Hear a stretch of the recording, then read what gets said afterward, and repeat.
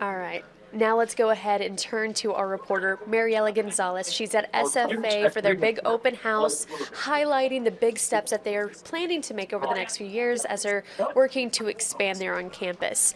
Now, it looks like it's a pretty active open house, seeing lots of posters. What can you tell us, Mariela, about what's expected for SFA?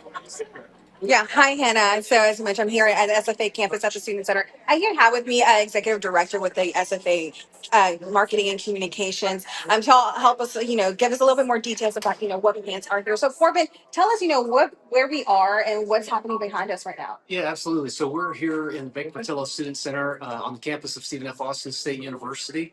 And we are presenting the initial conceptual designs of our master plan. So we've got an open house with boards all around. We started at 10 this morning, and it's just giving all of campus the first opportunity to see what the campus master planning steering committee, as well as our partners with Reese and Nichols, has put together to cast a long-term vision for what our campus and our infrastructure is going to look like over the next 15 years. Right now, so I know a lot of those boards that we have behind you shows us, athletic departments and student housing. Let's talk about student housing itself. I know you guys have been seeing growth with the student enrollment. So tell us, why was that important to include that, part of the master plan? Yeah, so as we have grown, we certainly know that student housing is important, and so we're at 99% capacity, which is a great thing to be at max capacity. And so, if we're going to grow anymore, we know we need to address more residence halls here on campus. And so, this plan calls for 4 new residence halls,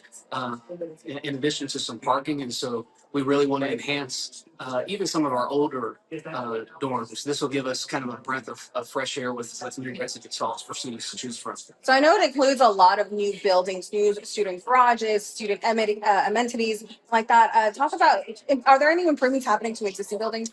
Yeah, so we actually just got approval from the UT System Board for $37 million in deferred maintenance projects. And so what that money is going to allow us to do over the next 3 years is address some of our existing facilities. We love new facilities. We love our mass timber and the new things that we're doing. But this campus is 100 years old, and we want to preserve some of the history that's there. And so there are ongoing plans right now for buildings like our Austin building, Russ building, student-facing buildings.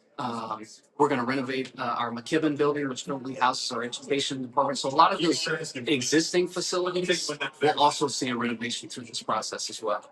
Yeah, well, let's go ahead and clear the air for our viewers at home and such. We've seen some talk online, and I know you mentioned you guys got a lot of calls too to the school district with the Old Stone Fort Museum. Tell us about that, and what is happening to that museum. So when we started out on this process, first of all, I'll start with the most important. We're not tearing down the old stone fort.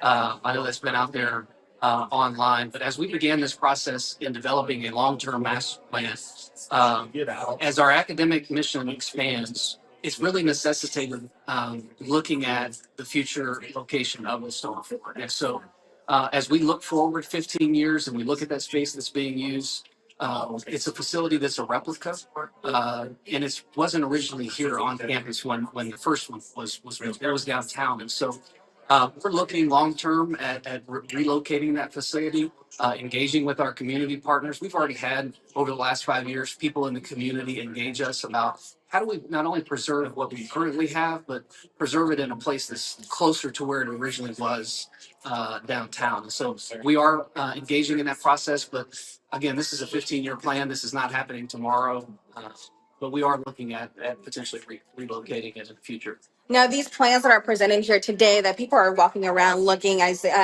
these are not the final plans yet, correct? Tell us about how that timeline looks like for So SFA. last November, we knew that we had to gather feedback. And so if you, one of the boards over here, it talks about, we've had 27 stakeholder meetings. We've had 600 surveys from student and faculty and community members.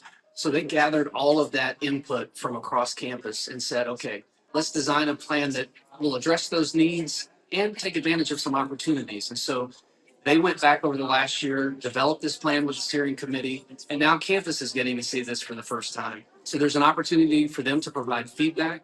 The firm, Freeze and Nichols, will take that feedback, analyze it, refine the plan a little bit further, and we're hopeful by December we'll be able to release the entire plan and then take it to the UT System Board in February, so we can start funding some of these projects. Perfect. Now, as we see some people here behind you writing down the feedback and Yeah. like that. Tell us, for those that can't make it here in person, how can they also provide their feedback?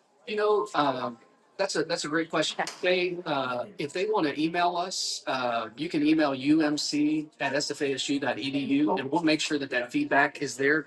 We're also going to take everything that's in this room today, and if you go to sfasu.edu/master plan, all of that information that's here today, we know everyone can't be on campus today, so we're going to put that out electronically so people can see the draft plans, and we'll make sure we include a form for people to give feedback at that point as well. So we want to make sure not only just our campus community gives feedback, but we're integrated with the Nacogdoches community, and we're in lockstep with them. So we want to know what East Texans feel and what they want to see for a campus as well.